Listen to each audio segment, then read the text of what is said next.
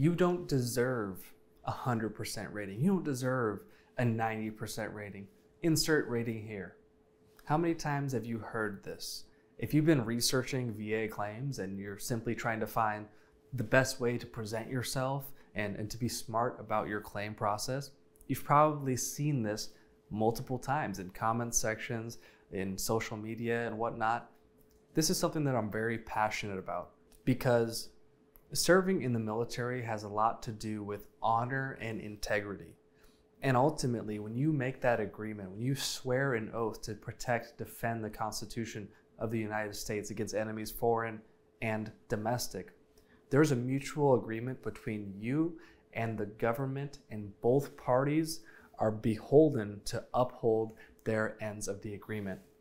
So when I see veterans who are either underrated or not even rated at all and haven't been taken care of for what they were essentially promised when they enlisted, that is the only way you're going to continue to get new recruits. That's the only way you're going to continue to have both sides giving that effort and ultimately maintaining a strong force. So today we're going to get into that and what to think about in terms of what you deserve as a rating, what you deserve as a veteran, what your health is worth in a dollar amount.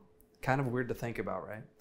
I'm Jordan Anderson with VA Claims Academy. Let's go. Let's talk about why this even exists as an opinion, as a mantra in the first place.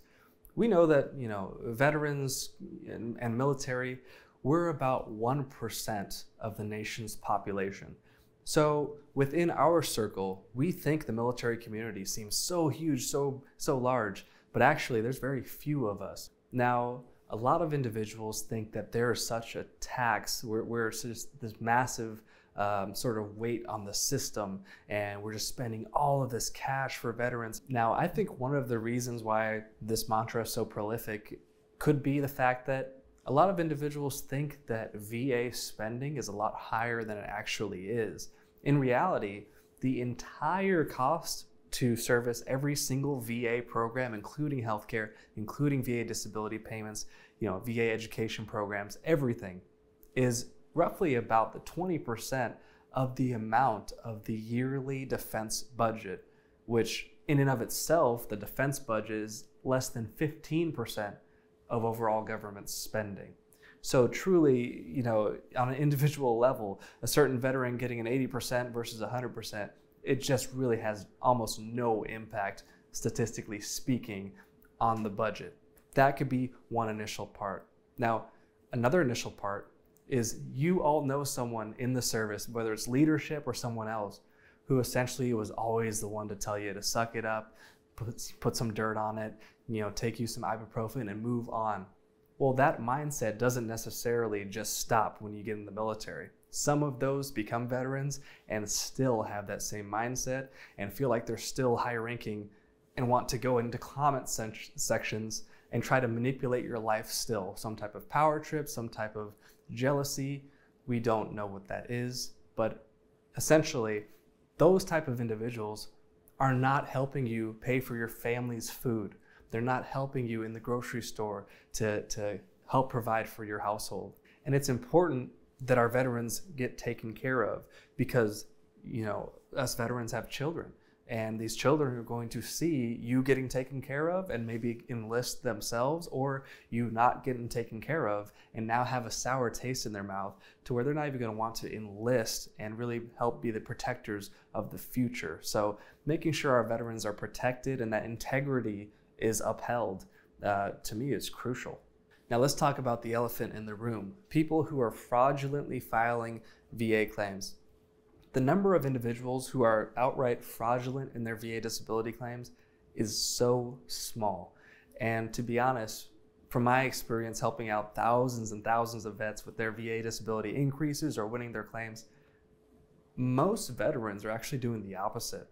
Most veterans, there is a massive issue with downplaying the symptoms, feeling like, oh yeah, no, I didn't realize that was PTSD. Yeah, I have nightmares and flashbacks and I'm anxious and don't like crowded places. And it was because I was taking enemy incoming, but I wasn't on the front line, so no, it can't be PTSD. That is what I see all of the time. it really is very, very low, where I encounter an individual where it even sounds remotely like, okay, you know what, they're kind of making this up, or they might be putting on a show. It's almost never the case in my estimation. Now, I had a short time in the military, in the US Air Force, 4 years, and I had to deal with, changes and impacts after leaving the military. And I fought hard and smart for my 100% permanent and total disability rating. And there's a lot of individuals who aren't fortunate enough to get rated what they deserve. And I have to remind myself that, hey, only I know those impacts. Only I know, the true story. Only I know. And you have to remind yourself of that as well. People on the comment sections aren't going to know your true impacts. So being manipulated or being guilt tripped that, oh, someone else is worse off, so therefore you cannot have a higher rating than them. Well, maybe it's this individual, responsibility to do your best to get rated what you deserve on behalf of your family, on behalf of your household. And that's absolutely the case, and that's what I'm trying to help you with. So any individuals who are feeling guilt tripped, like, see, I just don't deserve this, figure out what your true story is and absolutely set the record straight for your whole household. I'll leave you with this one last thing. I want to ask you, honestly, would you trade $1 billion? Someone will give you $1 billion, let's say it's cash, but in exchange, you had to become terminally ill. I wouldn't take that trade. You probably wouldn't take that trade.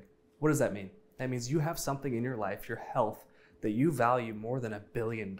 You're a billionaire.